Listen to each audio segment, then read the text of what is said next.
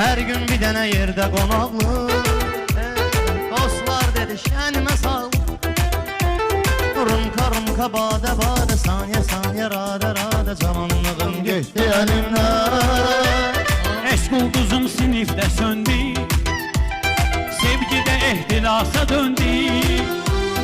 Əvvəl balaca balalarla, sonra da yaşlı xalalarla, zamanlığım getdi əlimdən.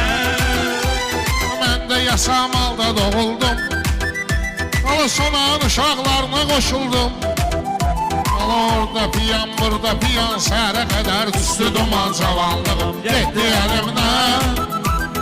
Uşaqlıqda çox qoçaq idim, Dərs oxuyan bir uşaq idim.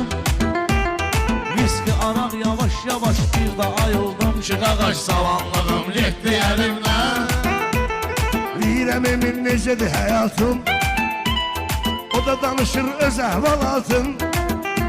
Alavasmoyda, küçələrdə, İstanbullu gecələrdə, cavanlığım getdi əlimdən.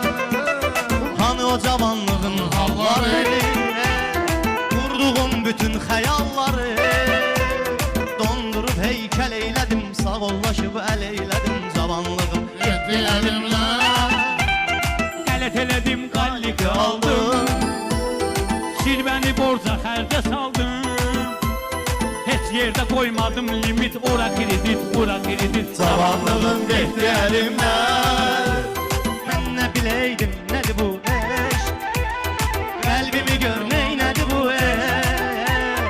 Neynədisə yar elədi, para para para elədi, cavanlığım getdi əlimdən.